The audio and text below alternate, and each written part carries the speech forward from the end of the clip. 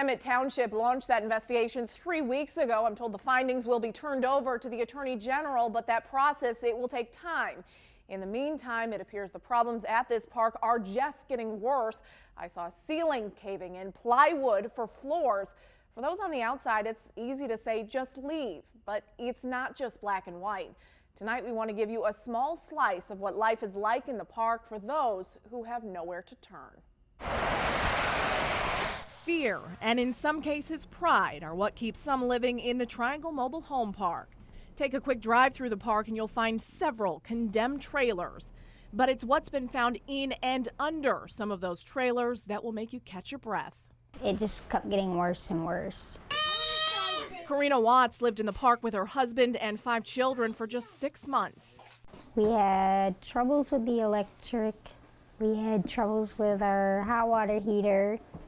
We had holes in the floors. There was 2 bathrooms, but only one worked because of the plumbing. It wasn't very good, and our bathtub was falling in. You might say it's unlivable, but for several people, several families, this is their reality. Many in the park are on a fixed income or they're low income. Some have bad credit, others a rough past. We sifted through dozens of tenant complaints filed with Emmett Township and the Calhoun County Health Department from 2012 to 2014. Time and time again, we came upon the same problems. Sewage was leaking under trailer. Another reading, very bad sewage, backup in bathtub, toilet. And then there's this complaint reading, trailer smells like feces. Everyone is getting sick. The septic pump is connected to his trailer. The sewers were always backing up. You know, they even flushed the sewer lines and pumped it right back into my house. Would you approve of your wife and your children living in this? Nope. And that's one of the reasons I got into this business. Employees with the health department have been to the park countless times. Another sewage problem brought them back in December of 2014. So when the sewage got to that point, it was going through the cracks and pores and the blocks itself and seeping into the ground around the pump station. A letter addressed to the park states wastewater is infiltrating the cement block risers into the ground. It poses an imminent health hazard. It was hard because we didn't have any place else to go. Watts tells us she brought her concerns to management and Steve Ramirez, the man who oversees the park.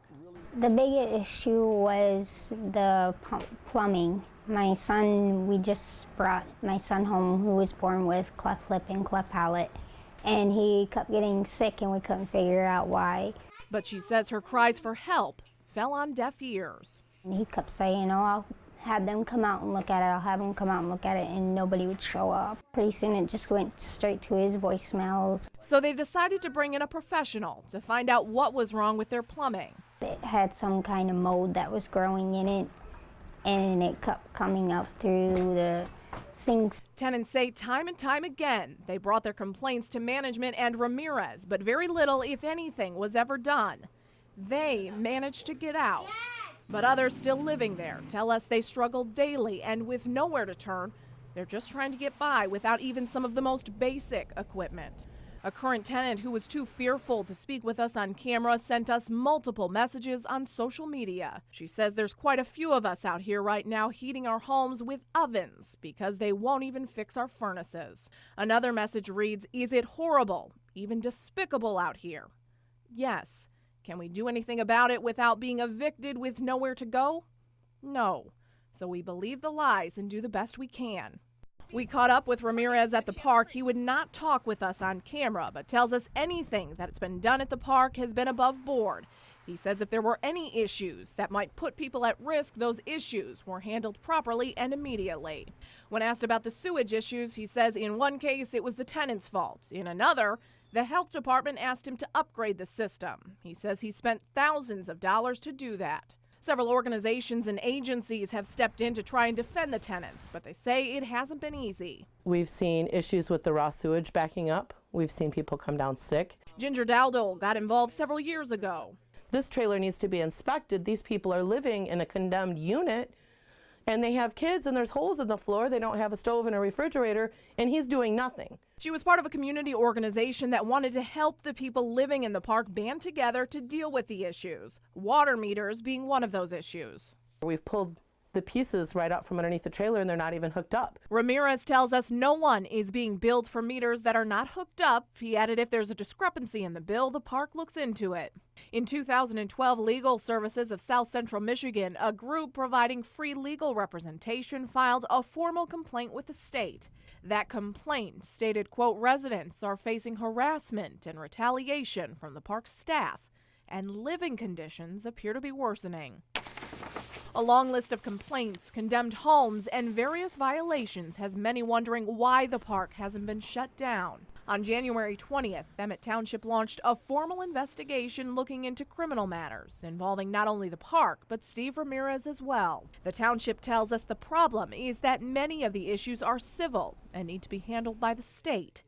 The health department tells us it needs an imminent hazard to close the park, and while it's been very close, that hasn't happened. Bold fear, should that happen, residents would have nowhere to turn.